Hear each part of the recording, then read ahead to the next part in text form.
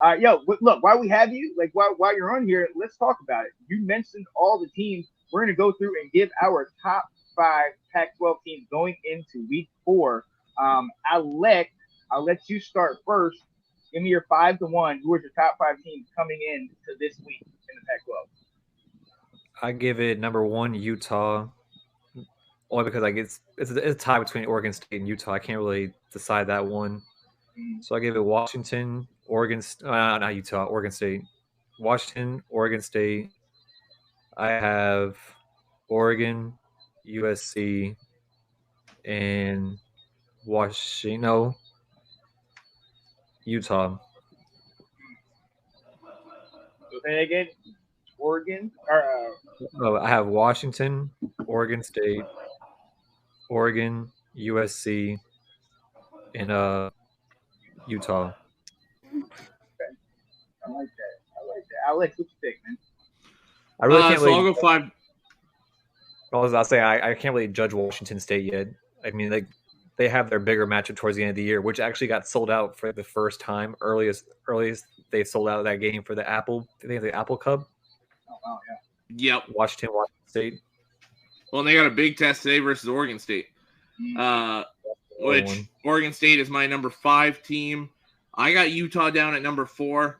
I can't put them any higher until we see Cam Rising back in the lineup here and what we've seen these other 3 teams ahead of them do. USC is my number 3. Again, can't put them higher until I can see consistent defense out of them. Number 2 for me is Oregon. Number 1 is Washington. And I think 1, 2, and 3, like razor thin. If USC plays defense, they get to be number 1. And then Washington and Oregon are so similar to me. That's always been that it's just kind of splitting hairs. That's always been USC's MO though. Like they have great offenses. Their defense is like you never really see like a star player secondary that goes to the draft. And like, they're from USC.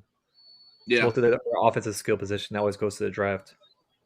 Yeah, their defense has always been opportunistic, able to get turnovers, but can't really stop points unless they get those turnovers. Right. Also, the reason why they didn't. I'm not sure if you guys heard about it. I'm not sure if you heard about it this week, but apparently they said Shador's going to stay another year because he's the one to be behind Caleb Williams.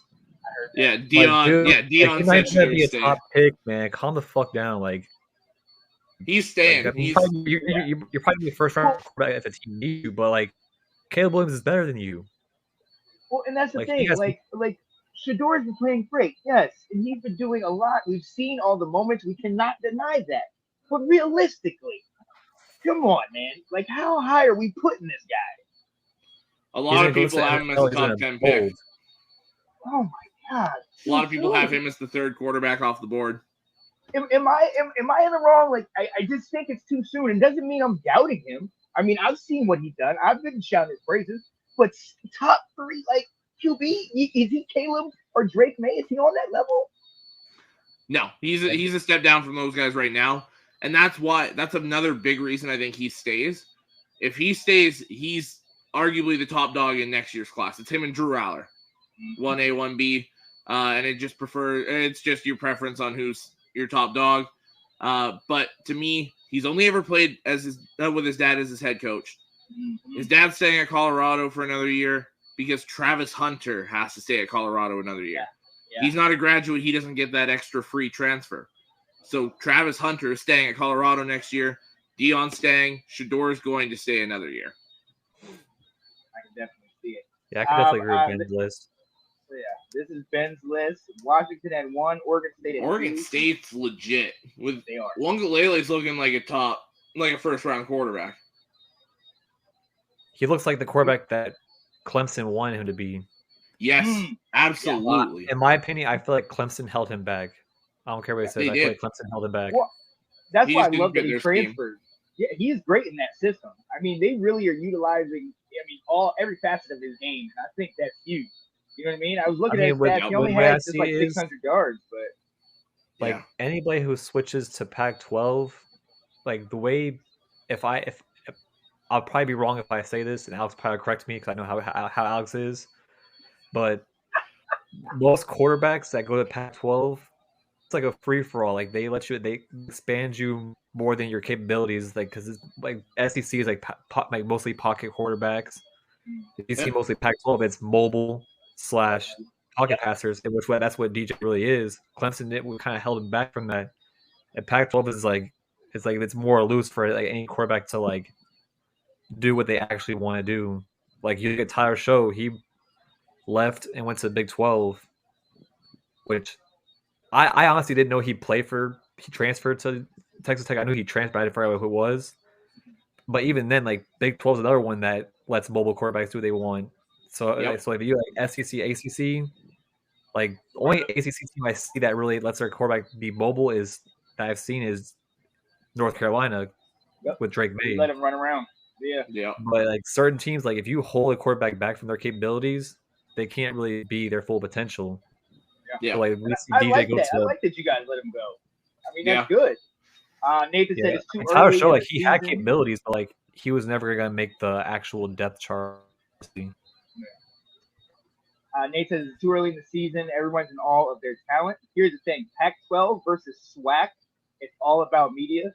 So yeah, Pac-12 does have a little more eyes on them, absolutely. But I don't think it's too early in the season. Right? Well, I guess we'll see today. We'll see how they play. I mean, today. That's their one. So real quick, my list goes Oregon State at 5, just because I still got to see them against top tier competition. I got to give Colorado their due, just because each time I even say anything negative, they keep going. They take personal, but we'll see today. Number 3 is Oregon, because I think Oregon is just overall better than they are. I got to give number 2, as long as Caleb Williams suits up for USC, I got to give him the benefit of the doubt, because what he does, he's a magician on that field.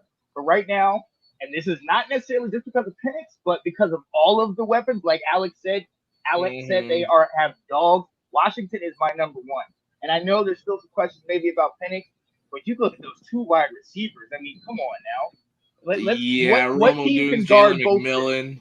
Right. I mean, not to mention Braylon Trice on the other side of the ball. Well, right. So outside of Ohio State, I mean, I think that's probably one of the best wide receiver corps in the country. Yeah, I mean, without a doubt. That top tier talent. So, I mean, I'm right there with you.